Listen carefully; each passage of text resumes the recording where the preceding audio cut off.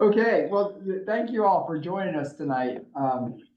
We're looking forward to tonight. We're gonna do a few things, and it's gonna be pretty simple. We've got two guests, Sunny Nelson, Aaron Kelderhouse, and Sunny Nelson is with the Taubman Museum of Art, and Aaron is with Jefferson Center, and they are both two great marketing people and just two great professionals. So let's just say it that way.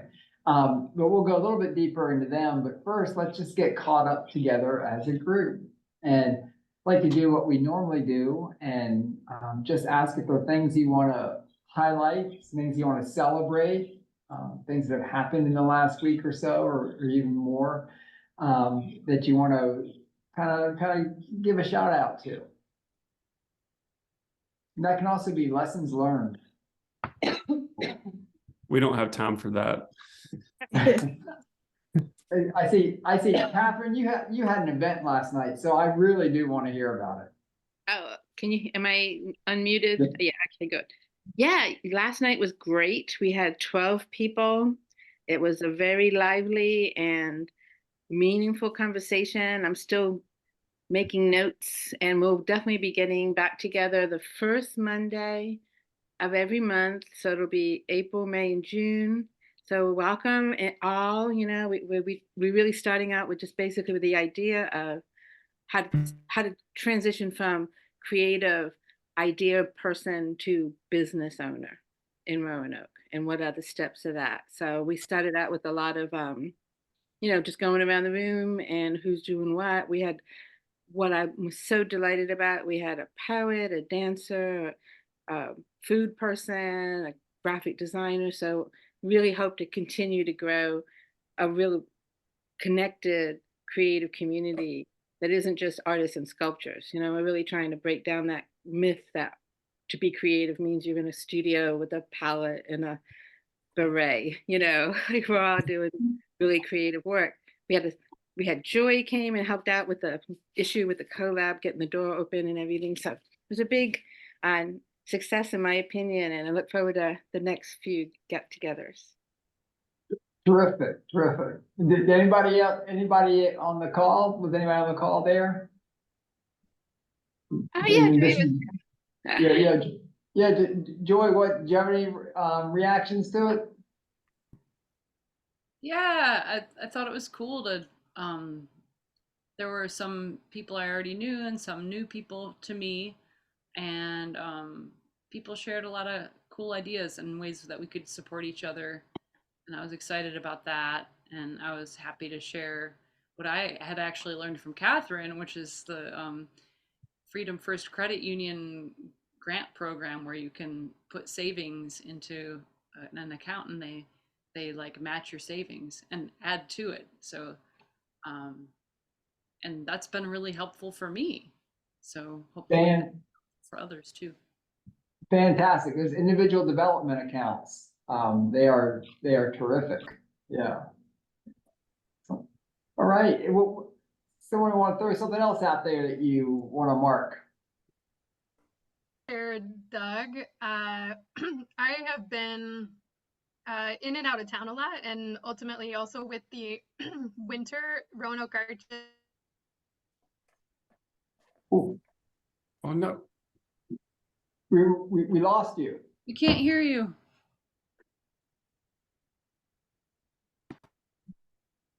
Ooh. My internet's messed up. Can you hear me now? Can you hear me now? Can you hear me now? Yes. Yeah? You can hear me now? Yeah. Okay. Poor connection over in that part of the kitchen. Thank you. I got to go to Roanoke Arches on Sunday, which meets under the Memorial Bridge. And it's something I've done a lot in the years, but it's every Sunday morning, and we just make music and drum and sing. It's at the Sandbox that Polly actually built a few years ago. So I guess I just wanted to uplift, like, I hadn't been for a couple months probably with the winter, and people are coming back out in the spring, and folks still have been meeting, but I hadn't been there. But it was just so soul filling, and I wanted to share it because I'm sorry. the Arches project was something that Polly initiated many years ago, and I just find it's beautiful that we've been able to have it as a gathering space, and it's had so much life, not, you know, even beyond Sunday morning gatherings. And just want to thank you, Polly, for that, and also want to uplift the ways in which all the things we're initiating have lives that they'll continue to live, and really grateful for that. What time is that on Sundays? It's 10:30 to noon, and usually everybody shows up later. So when we say 10:30, it's Yeah, I got 10:45. you. And I'll put the link in the chat to our Facebook page, and I'll post a photo we took last week. But it's really wonderful. People, it was so sweet. We were drumming, and our friend TJ Anderson, it was like an African beat, and we were singing to Mama Africa. Those were the words that he brought up. And at the end of the call, a man walked up to our circle, and he said, I was praying to the African goddess Oshun, and I heard your music. So he heard this music to Mama Africa, and he said he walked all the way from like the Wasina footbridge from beyond Grandin to where we were meeting, and it was just so amazing. Neat. Excellent. The arts connect. Yeah. Yeah. And let's hear from someone else. Arts Pop was wonderful. Definitely enjoyed the demonstrations of the African rhythms and dance and circle singing, and some of the visual art demonstrations that were going on, puppets. So that was a great success, and I tried really hard to get people there. So I think there was a good turnout on Saturday, especially. Yeah. Thank you to everyone who put the time and energy into being there. And Sunny's on the call, the Taubman Museum of Art as the host of that event, went to I know they worked really hard in preparing for it and putting on a show. Amy just walked in, she's joined us, Amy McGinnis, and she was there with the Art Space Roanoke team. And I even danced a little bit. So it was terrific. Just really impressive. And I saw the city manager made his way through, as well as a big crowd of people. Sunny, how many people did you have come through there? Gosh, on Saturday we had over 1,200. Yeah, so we're still like going through and looking at numbers and everything for the weekend, but I mean, it was a substantial number. And I mean, what an amazing group of performers and organizations that came out. It was just a magical day. And I'm so grateful to everybody who performed and had their hands-on activity tables. And Doug, you bringing in the city with the Arts Connect neighborhoods was just such a nice new element for the event. So thank you for doing that. Oh yeah, happy to. I know we look forward to it every year, don't we? Yeah. I do want to let me step back to one notch and reflect too on Katie's discussion about the arches. And I know, Polly, I'm looking at you on the screen and I'm thinking about the meetings we had back in 2019, I think maybe at the Fishburne Mansion, where we brought neighbors together and established goals and try to decide what an art project could do there. It was, that was early on. I think we're growing a lot, but I think that's still a great example of what we can do in placemaking or in placekeeping and improving the place around us, acknowledging the importance of places around us. And I think we've got more tools and we're able to do it a lot faster now. And now that's part of what I've been thinking about. How do we keep things going, make improvements like that more quickly? That's going to be part of the challenge and goal of Arts Connect Neighbors, because we even have money there for neighborhoods to do little projects. It can be physical projects like that on the heels of doing their events. But so many of you have been, long-term and are long-term doers in the community. These relationships that you've built and are building, they're just critical, and they don't happen overnight. So thank you for all the work that you're doing. Any other celebration pieces? I'd like to celebrate something. Yes. We had an Arts Connect crew for the Daisy Art Parade on Monday evening, and Jane Gabriel came and helped us out, and oh my goodness, we're so grateful. Like, she just brought her skills and her like creative imagination on how to make wires into a shape. So now we have 2 giant birds. So woo. I just wanted to say thank you to Jane, and also share that happiness of a Now big we- step forward. We have the birds and the bees. Birds and bees, and we've got Yep. more. We've got more in the works too. More. Coming. Yeah. And I'll say that we made flowers. I was with the Latinas Network on Sunday at Daisy, or at our studio, and they are, and I made flowers. So now we have birds, bees, and flowers. Covered it all. They're doing a Frida Kahlo, head, and she makes flowers. Oh, how perfect for Latinos Network. So beautiful. Yeah, So that was super fun.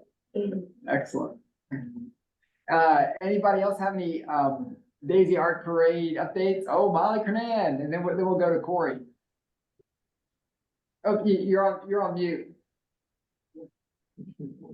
I'm so proud of my crew. I went out of town after doing like a really short demo of how to glue these papers together to make flowers. And I came home to, let me see if I can get this many flowers. Oh, they're beautiful. Oh. Yeah, aren't they really? so pretty? Wow. Are they real? So those are our morning glories. Oh, morning glory. Yeah, and they did that with like the shortest demo ever. I'm celebrating them right now. They did great. Yeah, I tell you, I think it's that, the confidence building of just having an artist there with, I think we saw it last night, right? I mean, Yeah. well, Jane offered a lot of technical expertise, but I think the confidence is what really helped us. Yeah, I agree. Yeah. So Molly, your short presentation to them, your short demonstration, Yeah. maybe all they need.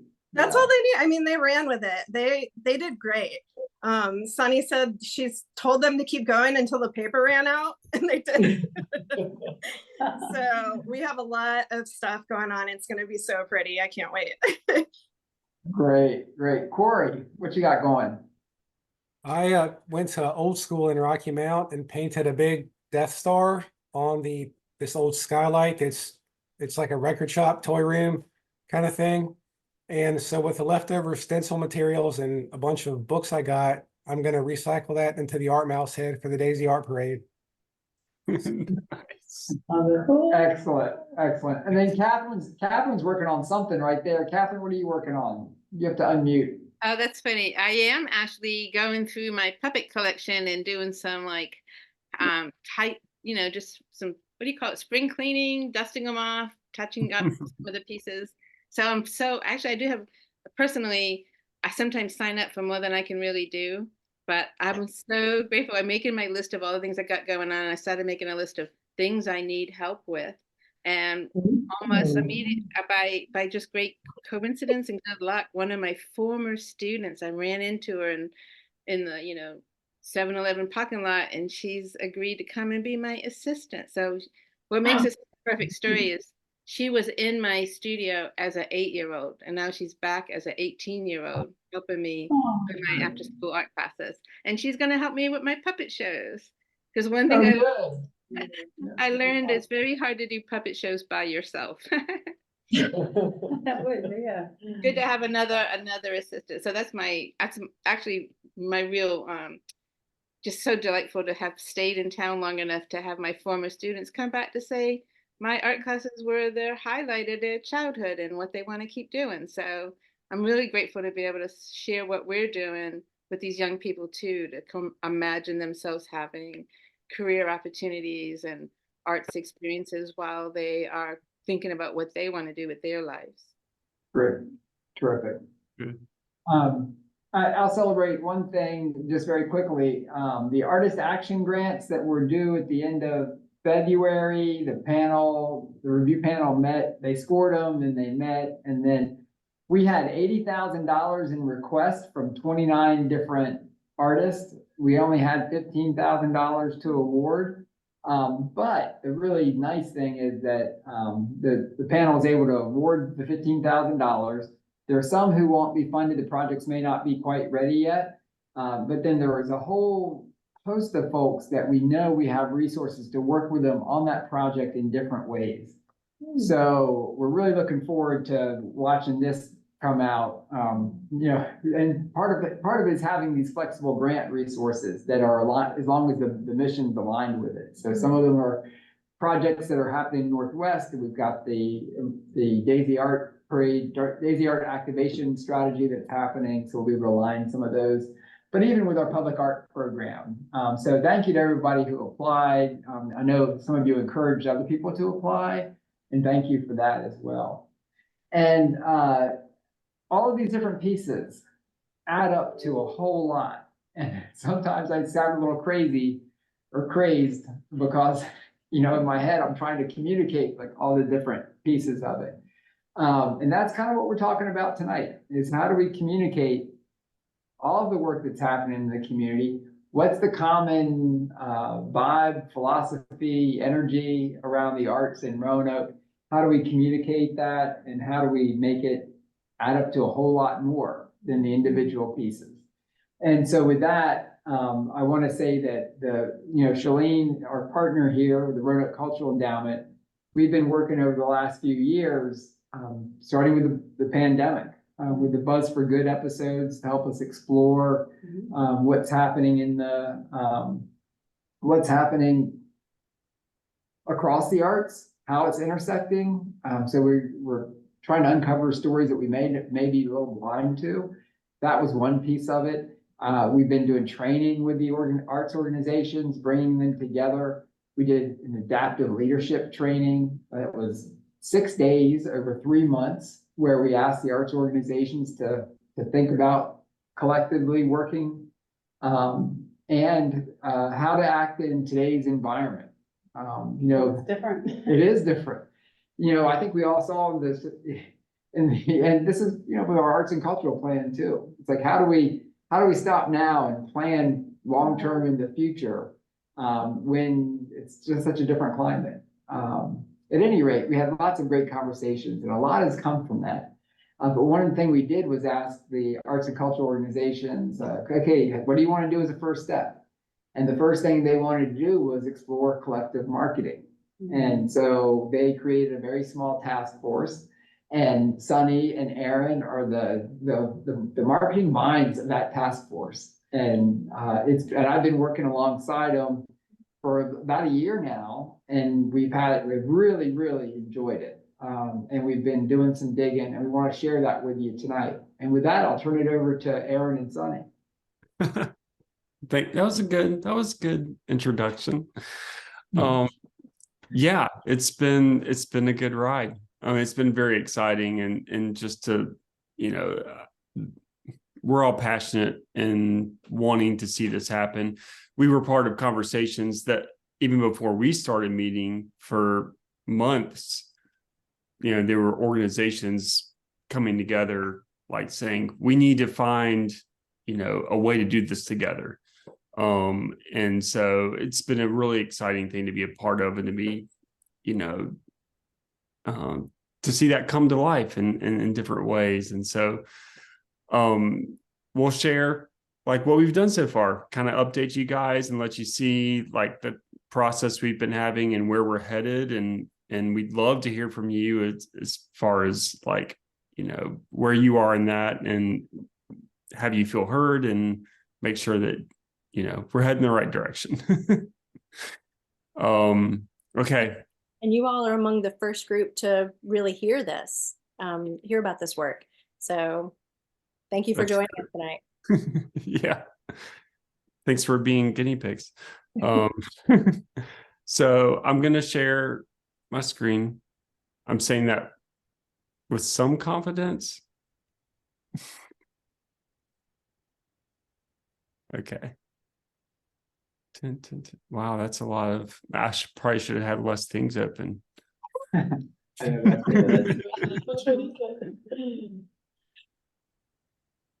Oh, I might need a moment.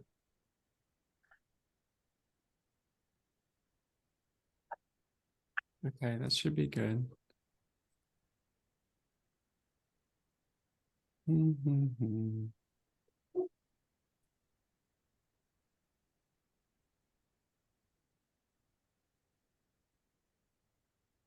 I'm thinking about Catherine working on that owl. And last night we were repurposing some of our bees from last year. So I kind of expect her to pick it up and it's a leopard.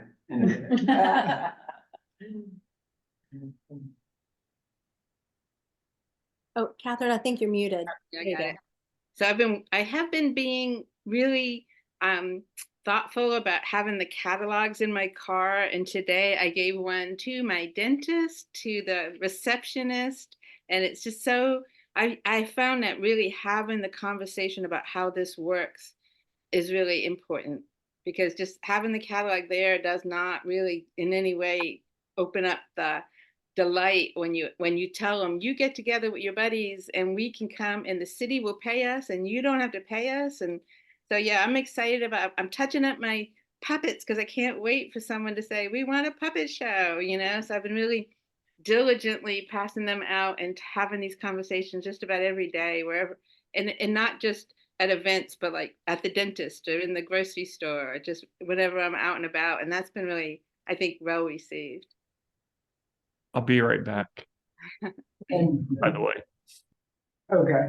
Oh, he's good. And Catherine, thank you for bringing that up. And I was thinking about my neighborhood, and like I've got to go door to door and hand them to people. And you know what? There are some people that moved in during the pandemic, and I just have not gone over and met them yet. It's amazing how people can just go from their car to their door, I think, and you don't see them. So I'm going to use it as an opportunity to meet some of my neighbors.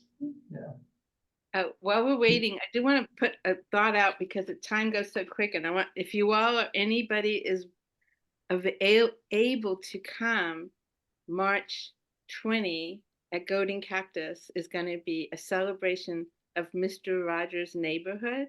And I just think it'd be a great opportunity to talk about our neighborhood and our neighborhood project, and it'll just be a sweet event. So come if you can and just celebrate Mr. Rogers and remember what it's meow, meow, it's meow, meow. It'll be very fun, I'm sure. There'll be some fun puppets and face painting and special Mr. Rogers themed art. So please come if you can. I love You it. need to wear a cardigan. I think it'll be probably quite a few red sweaters there. That's good. Be a Hey, good Doug. opportunity. Doug, I might need you to give me access again to sharing the screen. Oh, yeah. Thanks. All right, your co-host. That looks more like it. Okay. Hey.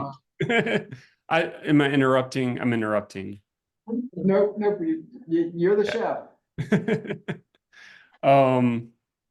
We're past welcome.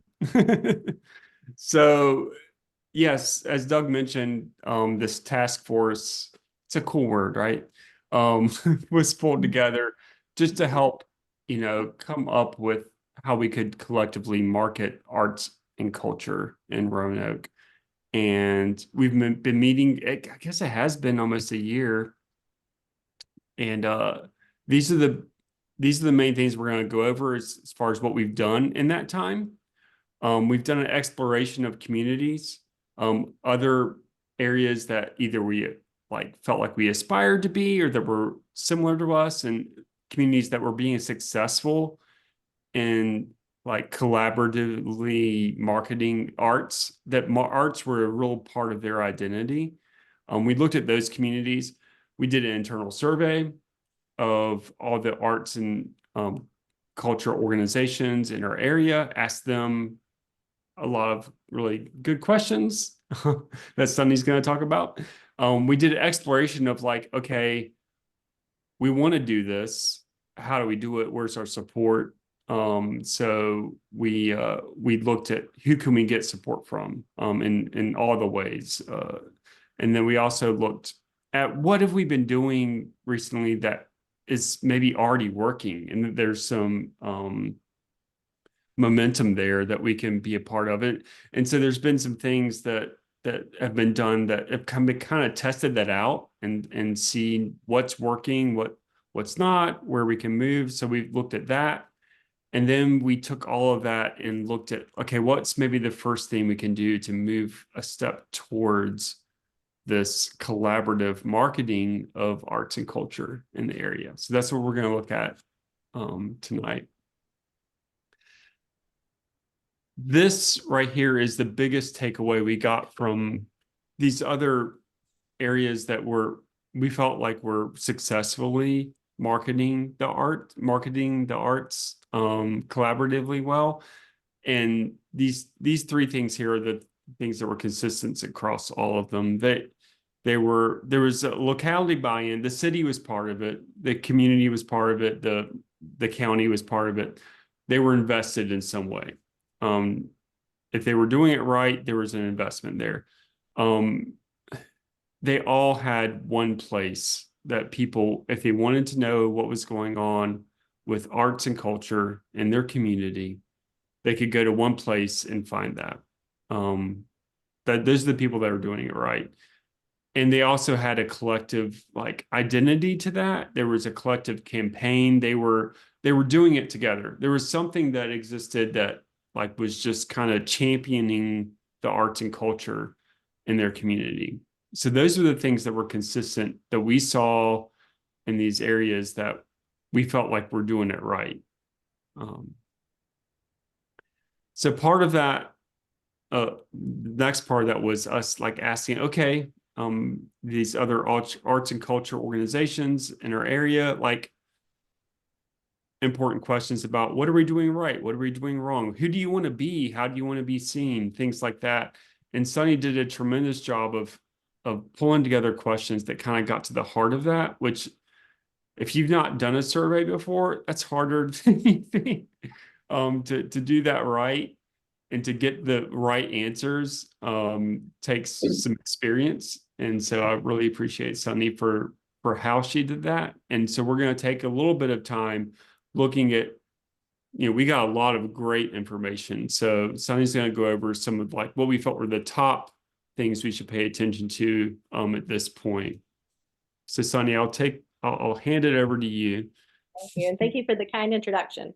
So like Aaron said, we went out and we did this online survey with our mainly Roanoke-based arts and culture organizations. And we asked them some pretty leading questions to try to get their mindset on where they think we are now and where we could go.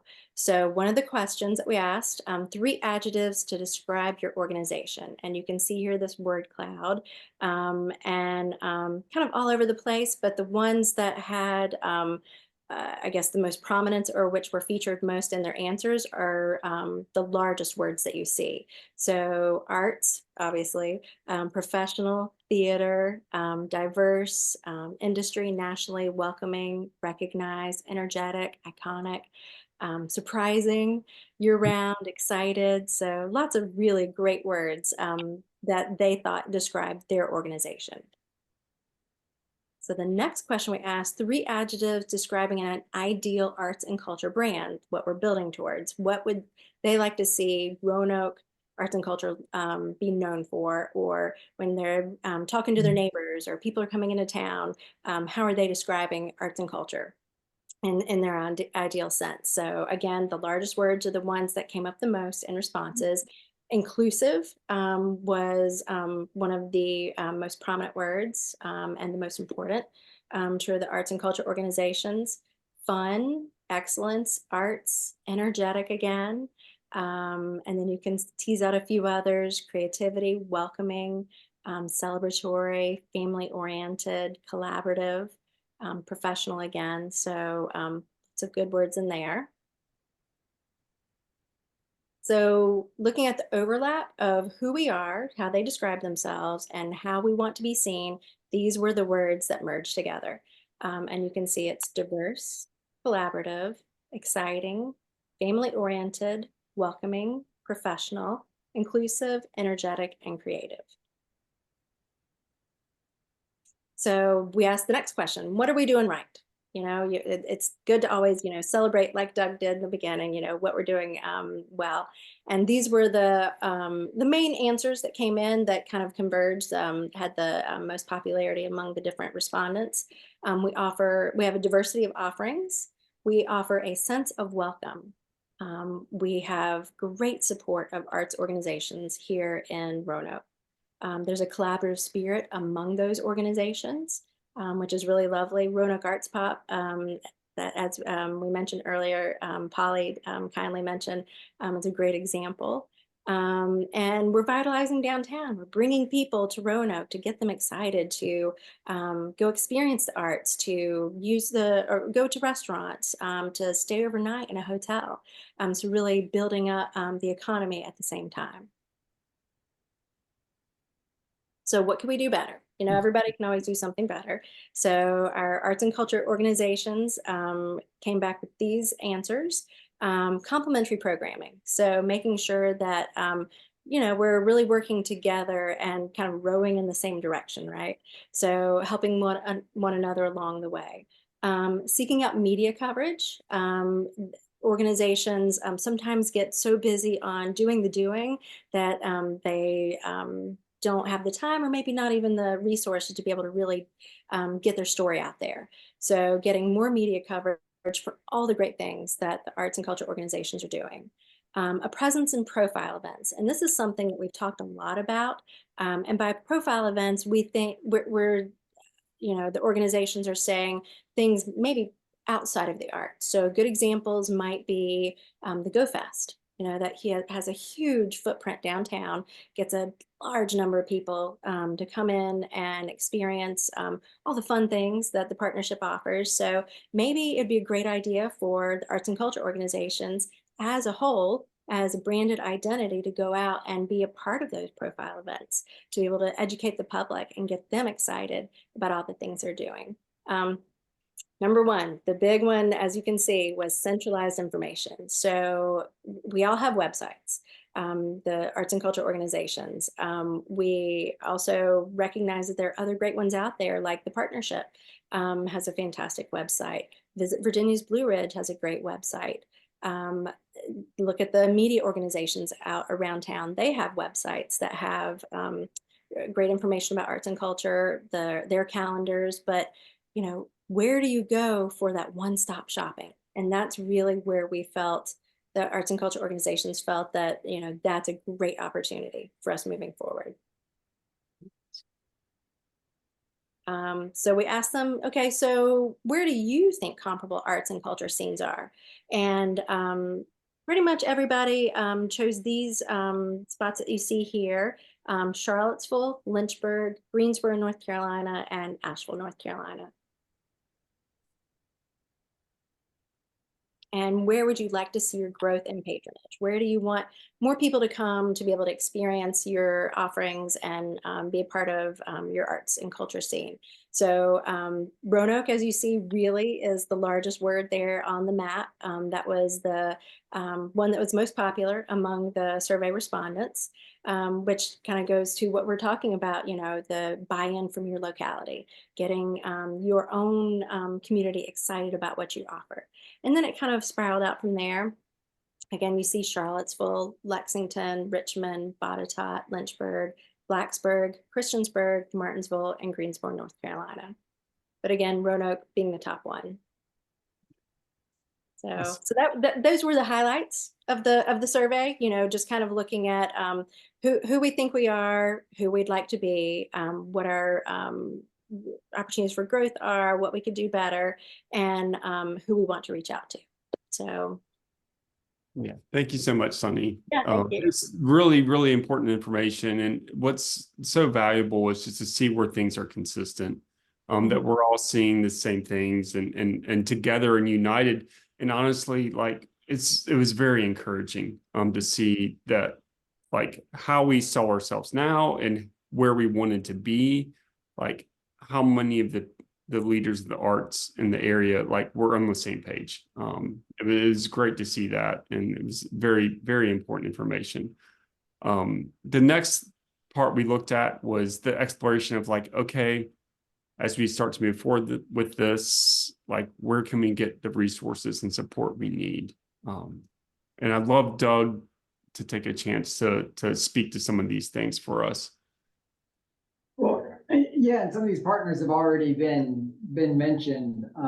We do have a lot of folks who are, I think, increasingly talking about arts and culture, and who are providing support at certain levels. So of course, the city and the Roanoke Arts Commission, we used to have an arts council. It went away around 2012.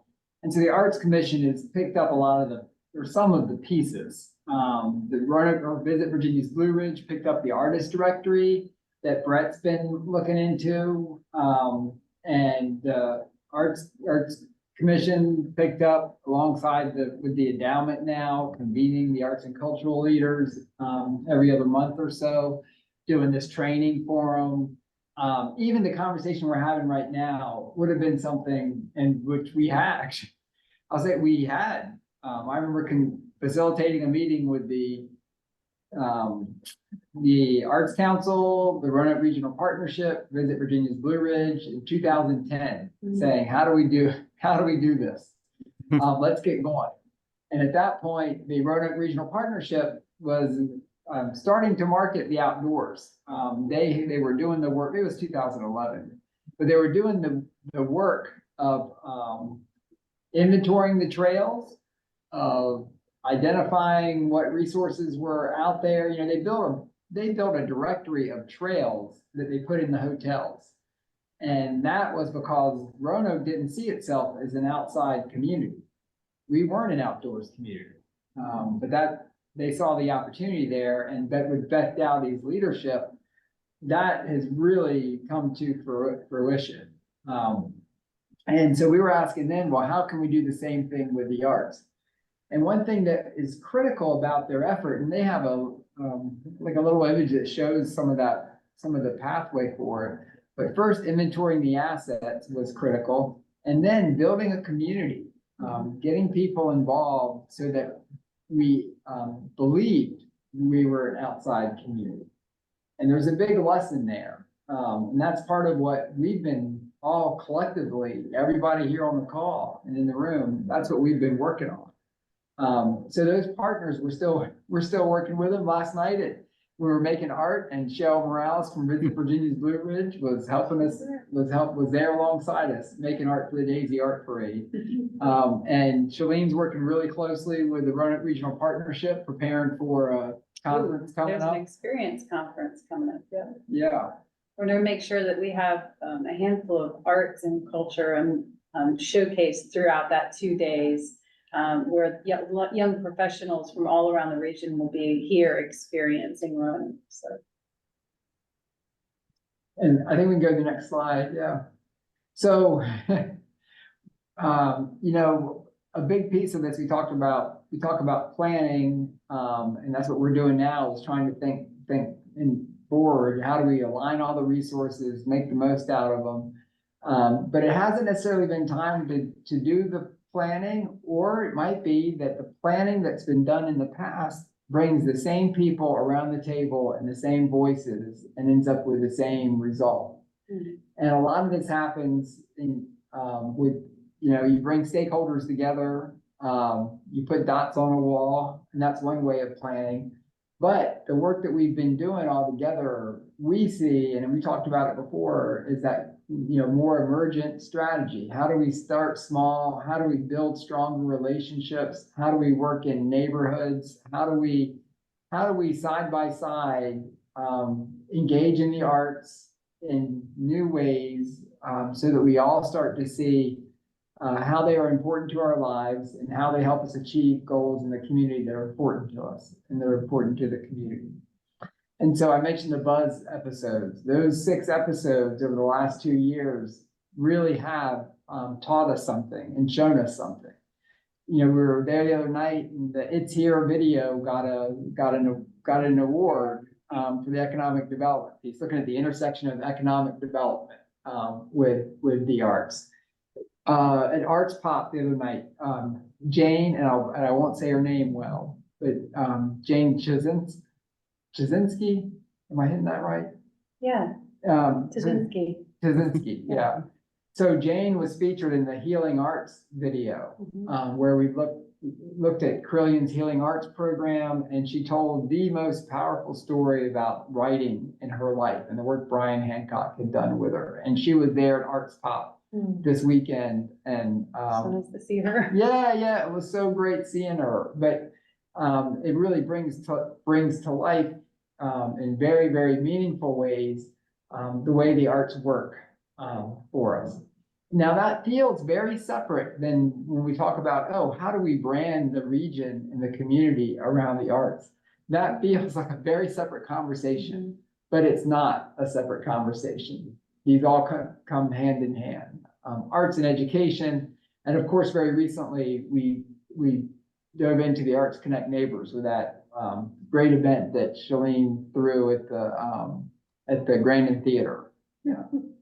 That was fun. Yeah, and if you go to the next slide. But even more importantly, or not more importantly, but in addition to that, you know, we have over the recent years, we've said, okay, we've got the comprehensive plan. That is our mandate in 2020, December of 2020, council approved it, and they said interwoven equity and wellness are critical to our community. So we aligned our city funding for arts and cultural organizations with the comprehensive plan, and we're asking organizations to tell us how they can do that, how to show us how that can happen. When we did the Art Matters grants, we were asking all of you to show us how we could advance justice, wellness, and inclusion through the arts, with the idea being that we are experimenting and we're going to build this next plan based on what we're learning now. The Year of the Artist, you know, remember that call, the first call we did down in the municipal building where we said, you show us how you are impacting the community through the arts or through your art, or how the art is affecting, or how the community is affecting your art. That was a very specific strategy to, you know, to place the artist in community for the community. The Daisy Art Parade, the murals that are happening now, the energy that's happening. Henrietta Lacks, the volunteer organization, or the loose collective of folks who raised $150,000 for that, you know, in that project. The art space investigation, where we're saying, hey, how do we center belonging and creativity in a new neighborhood? And then that It's Here portrait show, the next call we put out, and we said, hey, celebrate your neighbors in the way that they're using the arts and entrepreneur, or the way they're investing in businesses and the way they're creating the place here. So all of this, we feel building momentum. And it's interesting that when we turn the knob a little bit and change the way we were investing, we are still investing in critical arts and cultural organizations. We know how important they are in the community. But we added in the element of investing in individual artists. And that's where we're seeing, I think we're seeing real progress. We're seeing new thinking. We are shaking it up a bit. And that's what has to happen. And so with that momentum, I hear my neighbor stopped me. I was cutting daffodils in the yard, and he ran out of his house to tell me how great he thinks what is happening is, how much, and he said the word momentum. He said, there's so much momentum. I can see it everywhere. So we feel like there's a time right now. And again, every time I say things like this, I have to thank everyone on this call, because this is how we're building this. It's not one person, it's not one organization. It's not one neighborhood in the community. It has got to be throughout the community, and we're just getting started. That's good. That's good. Thank you, Doug. That was well said. That was well said. And, you know, a lot of this, initially the people we were talking with were arts organizations, but what we're really talking about is Roanoke's identity. And helping them embrace arts and culture as their identity in the same way that they might embrace the outdoors. Because it's like Doug said, the outdoors were always there. It just they weren't embracing it. And the arts and culture are so prevalent and so rich, and everyone on this call knows that. In Roanoke, it's like, what can we do to help Roanoke embrace it? Help people be able to have something that they can hold to express it and share it, and celebrate it. And so that's ultimately, I think, what we're trying to do here. And it's not that it's everybody. It's everybody that would celebrate that. So for me personally, like, it was great to pull all these things together. I'm a very visual person. Like, I need to know, like, okay, that's all great. How does this look? How does it live?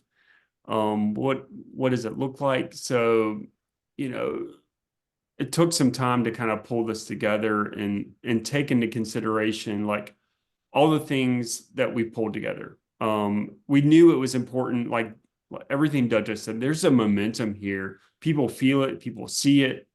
You see it whether you're, a performing arts organization or like a gallery or an individual artist.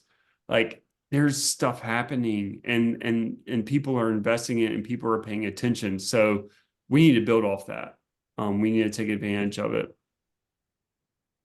We also need to find a way to help people talk about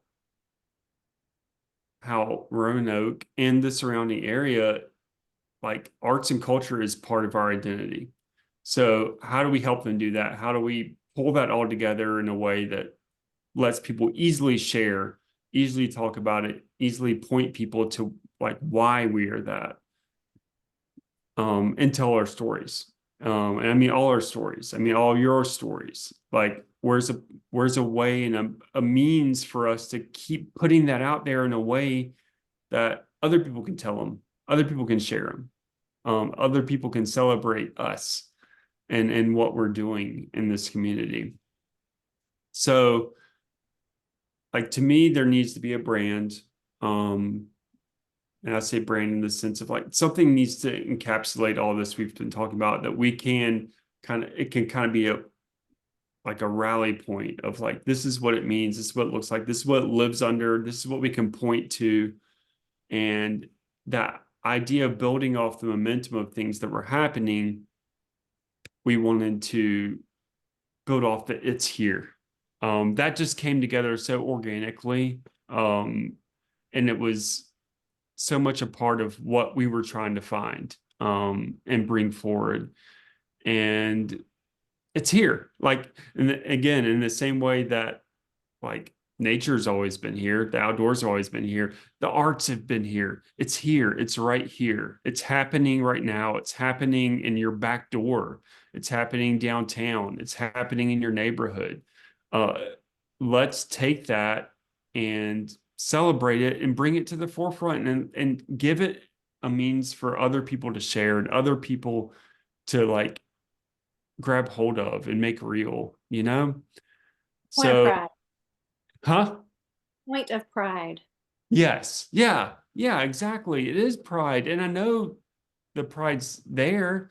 It's just about, like, putting it in a way that helps them tell it. So I'm going to share a bunch of things. I'm not going to get into details, but this is just kind of like how this lives. It lives in the Daisy Art Parade. Talking about that. It lives in the Harris Museum of African American Culture, in the Virginia Locks sculpture, and it it lives in dance, the Roanoke Valley Theater. And it's just this umbrella that all this fits under, that people can just, when they want to celebrate. Molly.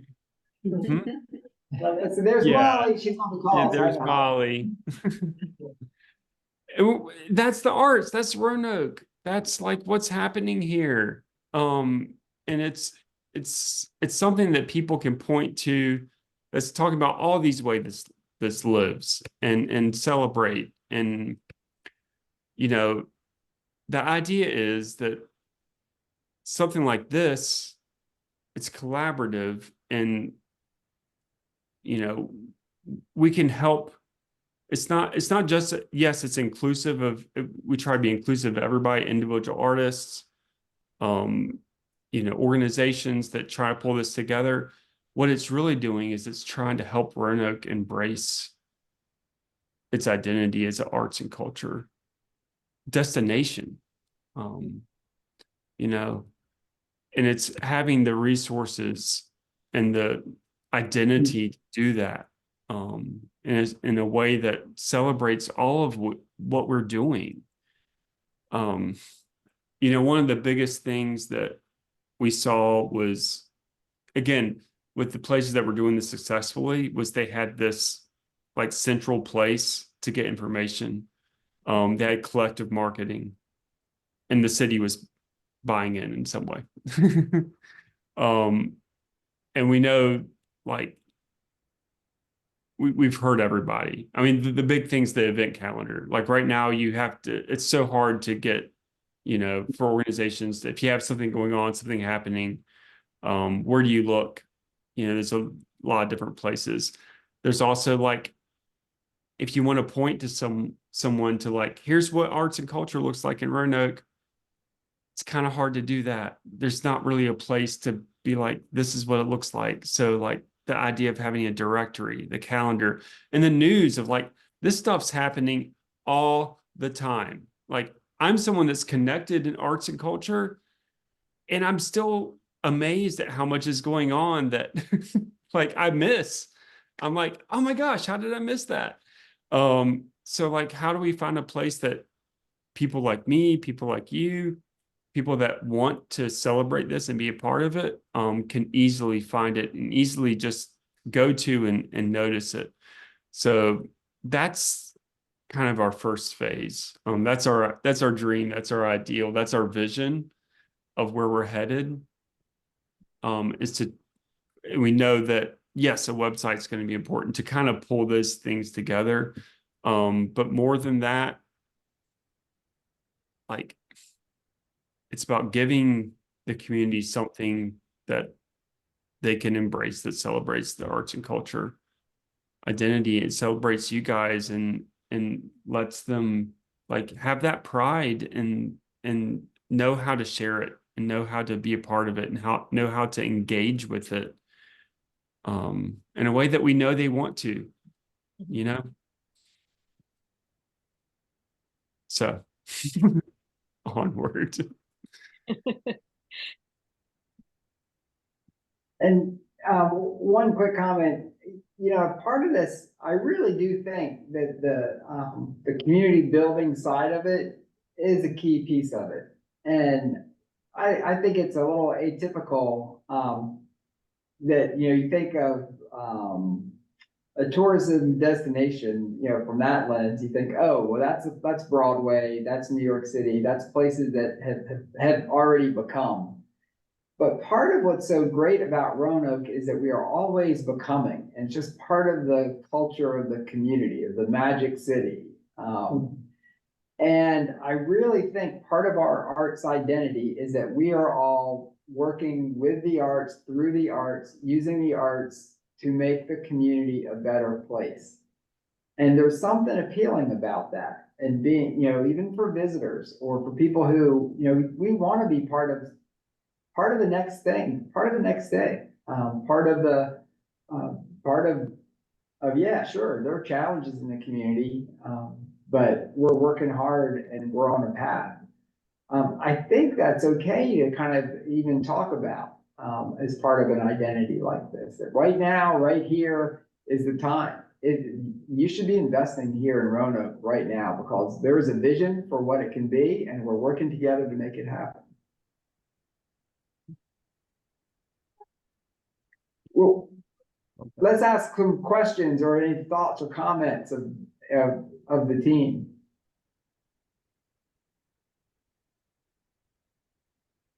Well, one thought I had is that the outdoor identity was, I think that it, you know, it was championed and led and that vision occurred. But a big piece that happened is they hired Pete Eshelman, the director of outdoor branding. Yep. And we need, and he has a full-time job and a big staff and a pretty remarkable website. You know, when you go to that website, it has each of those things. It has a calendar, it has all the assets, and it has, and here's the news. And Pete sends out a weekly email, which is, you know, it's catchy and fun and engaging. And I think the commission has done a great job with that. But they've captured more. But, you know, this is just, to me, it feels like one of those things that money has to come into it from the city to say, we are going to be an outdoor and arts and culture hub. Because we are, just in the same way that we have the outdoor assets, we have the arts assets, and it's incredible.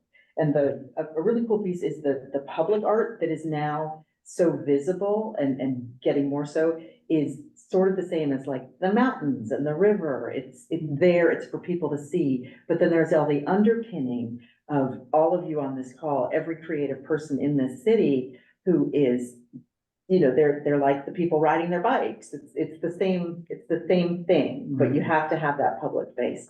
So anyway, that's just my pitch of like, how can we get the city to put the money to this bigger identity? Yeah, and the partnership, of course, is regional, so it's multiple jurisdictions, but it's also a public-private partnership. So the corporations are putting resources into it as well. Yeah, but which is Critical. like all hands. Yeah. Yeah. That's great. Any other thoughts? Well, I do want to say this last couple of years with the pandemic relief money is the first time I have ever been funded by anybody as an individual working artist in this town. And I think that is critical. Like Amy said, funding is critical. And it's hard to talk about money. And there's a lot of myths about the romantic vision of the poor starving artist, you know, who's committed to her work. It's not sustainable. It's not healthy. So I think when it comes to branding, just to start from scratch, like what it means to be an artist needs to be seen as something that's healthy, that's important, that's part of society in a healthy way. Because we are fighting an uphill battle with the mythology of like the drug addicts, the overdose, you know, alcoholics. I mean, the image people have of what it means to be an artist has to be rebranded. So that is when you're thinking about this and considering this, you got to realize that for a lot of people, artists represent something that they're kind of a little weary of, not necessarily comfortable with. So getting to the beginning of like, how do we reach children and families and make it comfortable for people to be part of what is our community, not here's a community and here's the art community, you know, like it's one community.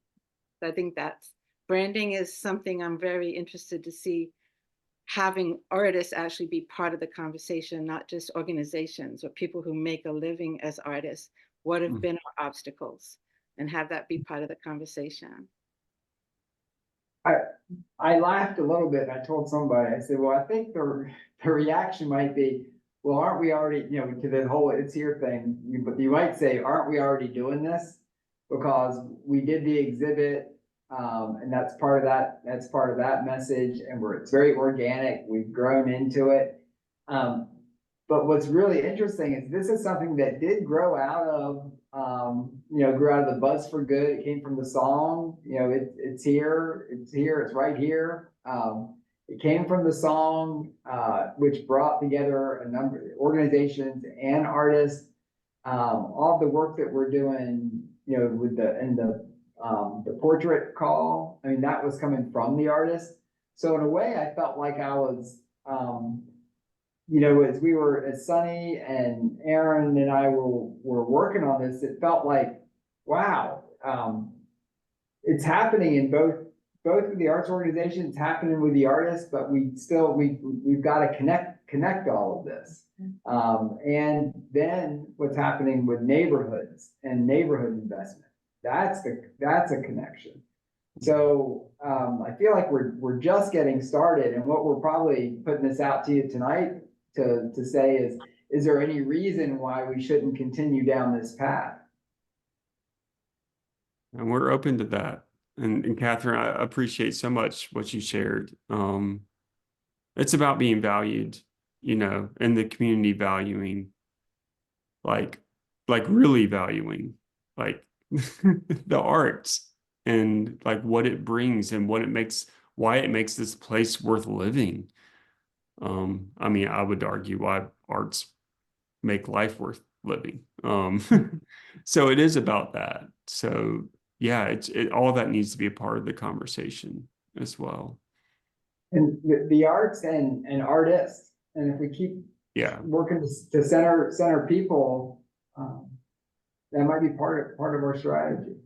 Yeah, that artists are not a fringe population, they are an integral population. Yeah.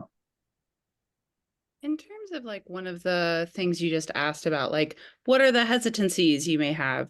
I think about cities that have really undergone huge pushes towards identity. I think about what happened to Asheville, about a mountain town that like really pushed an identity and it became unaffordable. I'm curious about how I think there's a lot of words getting thrown around about vitalization, and sometimes vitalization comes at the expense of resources being reallocated away from neighborhoods or groups that really need it. And I'm thinking about like, how can we ensure that making Roanoke a destination town does not come at the expense of its residents? And that identity shift, because Asheville now is not affordable. And I don't think this is totally accurate, but I did hear once that someone described Roanoke as the ungentrified Asheville, and I would argue that parts of Roanoke are gentrifying. And so that just in terms of like some things that I was listening about, I was like, yeah, it'd be really cool to have an artistic identity. And also with artistic identity, God forbid we're successful.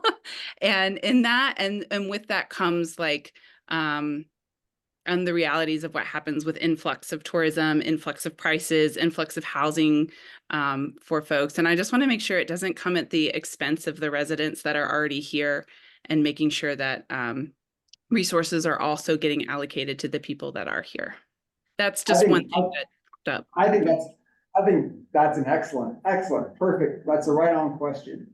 And that's why we're trying these strategies, well, kind of like the art space question of how do we create affordable housing, which is only one piece of it. But the bigger piece of it is how do we invest in neighborhoods and organizations and institutions in neighborhoods so that if there is growth, if there is, and certainly things that's part of it, I'm sure. But if we can create strong organizations and strong institutions and strong even investment groups, coalitions of people who are, you can say, community development corporation, where people who live in the neighborhood are the first to benefit from any increase in growth, then that's what we've got to do. And that's why, this next step of the Daisy Art Activations is really focusing on neighborhoods. And if we can build strength and organize neighborhoods, and I think the arts are the way to do that first step. I think it's I watch this Daisy Art Parade. Some people might laugh at it, and I think it's critical.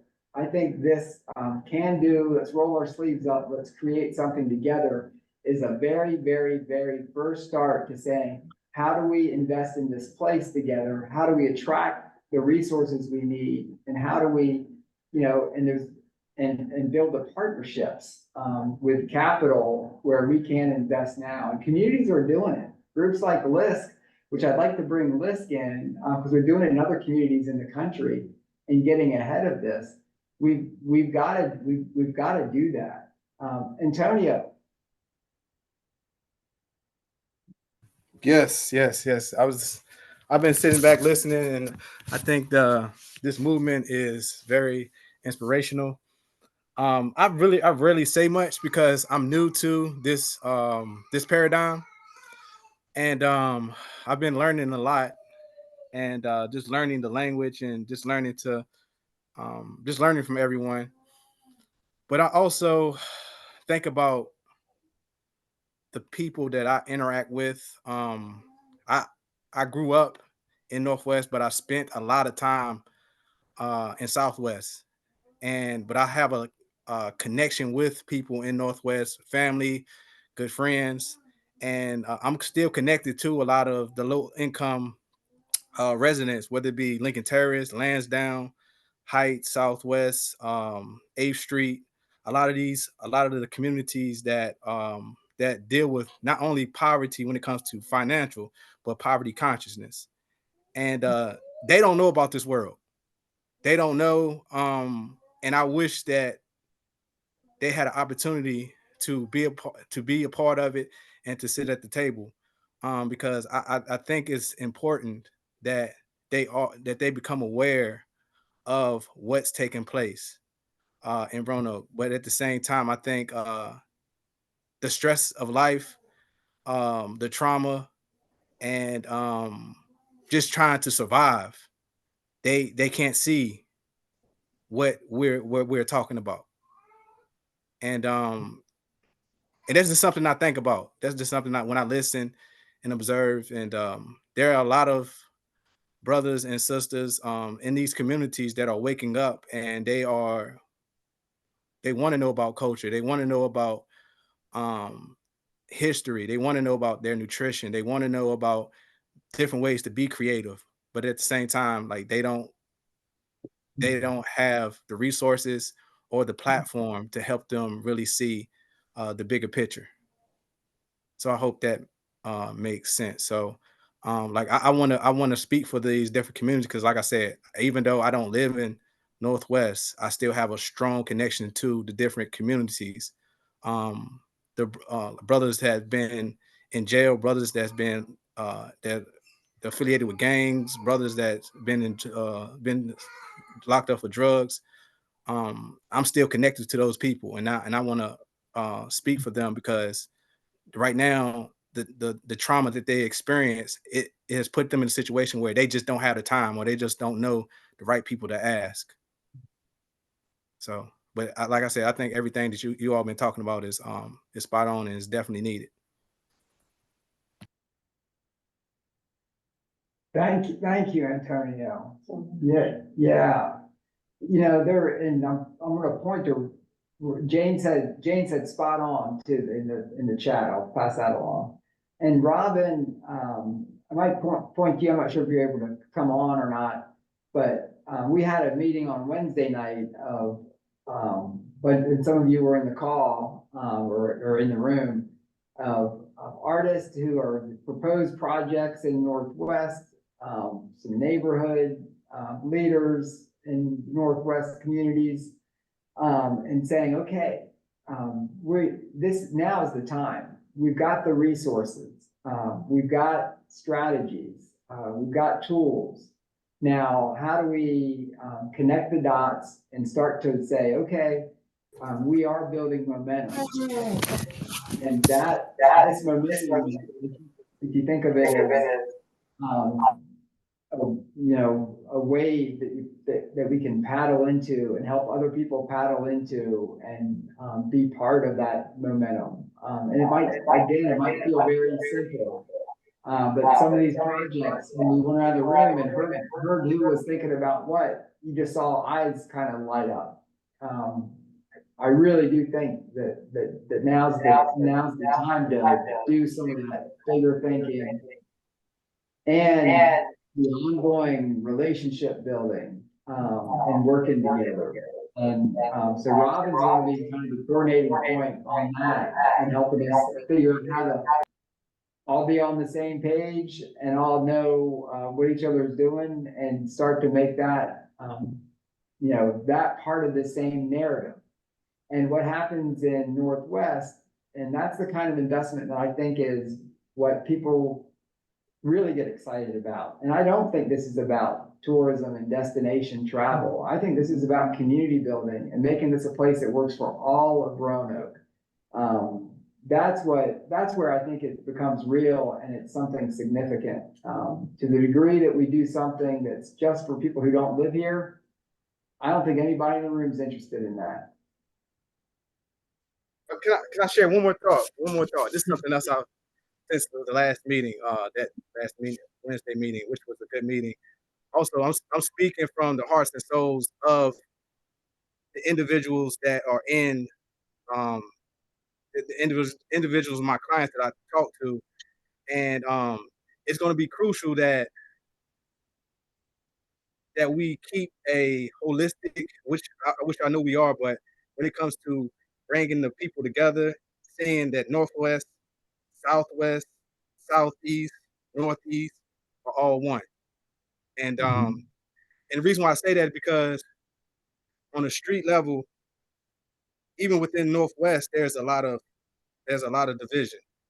A lot of the violence that we see, you got to understand that the peoples in these communities, they don't see themselves just as Northwest. They either see themselves as Lansdowne, Lincoln Terrace, Villa Heights, 8th Street. So I think it's going to be important that we, and also keep in mind too, that when I'm interacting with certain individuals from these destinations, they don't look at it the same way that we're looking at it. Like, so they will have a gathering of or a connection with a brother or sister that's from a different side of the town. It's like, in other words, it's not like a separation. Everything is interconnected. They're looking at it, everything is interconnected.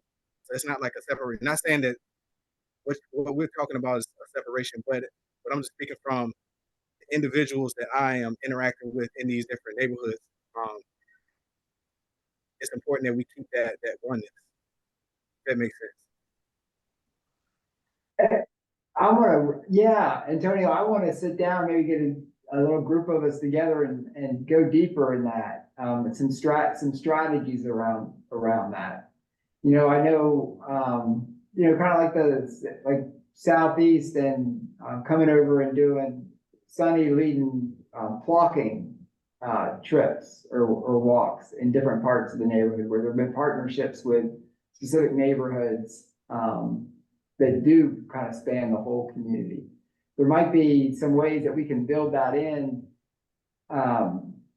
And I think another piece of it too is we're doing these Arts Connect Neighbors events.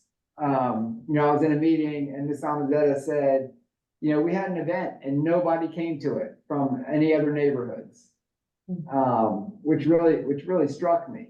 Because sometimes we think about a neighborhood event being for the neighbors, but there was also something about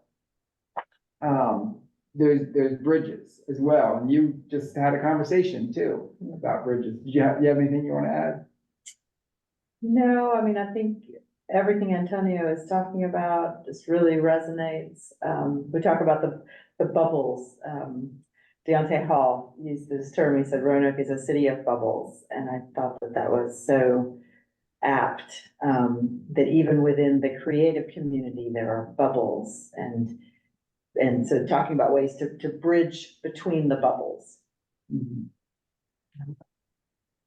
Well, we're probably out of time tonight, but I want to come back to this and go much deeper. This is good stuff. These are the real questions, right? Yeah. All right. So let me thank Sunny and Aaron. And if you have, what I can do is, if you have any comments or thoughts on that, or any when you get to your thoughtful spot, we'll have Aaron and Sunny's contact information. We'll get that out to everybody, or you can pass it through me. That's fine. That's fine as well. Katie put creative liberation. How can everyone have food, shelter, water, and the opportunity to express that creativity? Yeah. That's a good thing for us to have in our noggin as we're going to sleep tonight. Yeah. All right. Well, thank you all for taking the time and being on this. If you have any thoughts, get them to us on this It's Here strategy. And we'll keep advancing that and thinking of with the idea of how are we creating a place for those of us who live here, and how are we getting ahead of, as always, we can't even get ahead of it because there are people in our community now who are struggling. Yeah. All right. Well, thank you, everybody. Yeah. All right. Thank Have a you. good night. Thank you. Molly, I love your morning glories so much. What else, Molly, what else were you making? You were making something else. I was making a ladybug race car. Yeah. Let me see if I can, hold on, let me grab it. Must see. Hopping up, but Erin and Sunny, thank you all Yeah. so much for your work. Oh, So it will actually move. is that gonna be in the parade or is that? Oh yeah, just- it's an RC car. Oh, boy. Yeah, we're gonna have a lot of fun. Great. All righty. Thanks, everybody. Keep making art. Yeah.